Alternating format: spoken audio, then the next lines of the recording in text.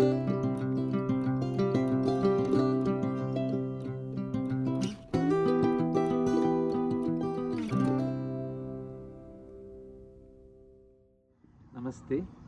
బతుకే ఒకళ్ళకు స్వాగతం.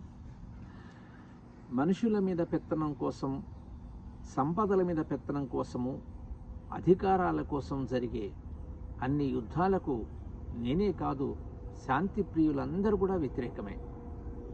యుద్ధాలు కావాలని ఏ సగటు మానవుడు కూడా కోరుకోడు. కానీ మనిషి కనీసం తాను స్వేచ్ఛగా బ్రతకడానికి, తను సంతోషంగా బ్రతకడానికి, కనీస వసతులతో బతుకోవడానికి కూడా పోరాటం చేయాల్సిన రోజులు వచ్చాయి. అందుకని ఉనికి కోసం మనిషి పోరాటం చేసినప్పుడు ఆ యుద్ధాన్ని నేను స్వాగతిస్తాను. ఎందుకంటే మనిషికి ఉనికి చాలా ముఖ్యం.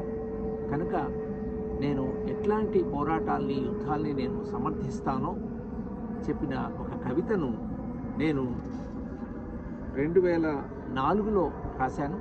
దాన్ని ఇప్పుడు మీకు వినిపిస్తాను. దాని పేరు యుద్ధాలెందుకని. యుద్ధాలెందుకని అమాయకంగానూ, బహుశా ప్రేమతోనూ, అత్యంత శాంతిపూర్వకంగానూ అడిగావు యుద్ధాలెందుకని. ప్రశ్న వెనుక నువ్వొక పసిపిల్లాడివో, అలసిన వృద్ధుడివో. మామూలు ప్రశ్న లాంటి మనుగడ ప్రశ్న యుద్ధాలెందుకని. అన్ని యుద్ధాల్లో పారిన రక్తాలు గుర్తుకొచ్చాయి. ఒలికిన కన్నీళ్లు, వణికిన సమాధులు గుర్తుకొచ్చాయి. కదనరంగ విజయోత్సవాలు, కళింగ పశ్చాత్తాపాలు గుర్తుకొచ్చాయి. యుద్ధాలు ఆగలేదు.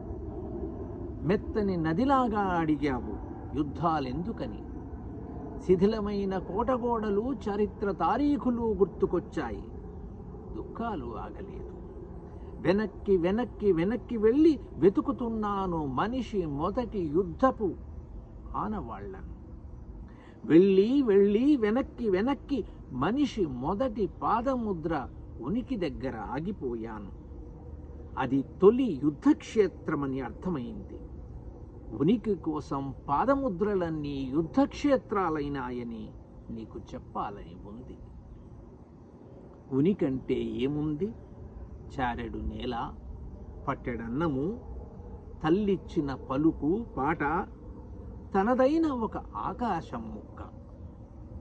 ఉనికంటే ఏముంది? చారెడు నేల, పట్టెడన్నము, తల్లిచ్చిన పలుకు పాట, తనదైన ఒక ఆకాశం ముక్క. ఉనికి కజ్జా అవుతున్నప్పుడు యుద్ధాలెందుకని నువ్వైనా ఎలా అనగలవు? ఒకడు శాసకుడు, కోట్ల బానిసలు. బానిస మనిషి అవ్వడానికి ఏం చెయ్యాలో నువ్వే చెప్పు. శాంతంగా ఉండాలని ఎవరికి మాత్రం ఉండదు. మనుషులు తినాల్సిన అన్నాన్ని అణ్వాయుధాలు మింగేస్తున్నప్పుడు అన్నం లేని చేతులు ఆయుధాలవుతాయని నీకు అర్థమవుతుంది. అన్నం లేక శాంతి ఉందా? నిన్ను తప్పు పట్టను. యుగాల దయను కళ్ళల్లో నింపుకునే అడిగావు యుద్ధాలెందుకని. నీ ప్రశ్న నిండా జలమే, కన్నీరు కూడా జలమే కదా. ఇప్పుడు చెప్పు, కన్నీరు లేని కాలాన్ని నువ్వు మాత్రం కోరుకోవడం లేదా? నమస్తే.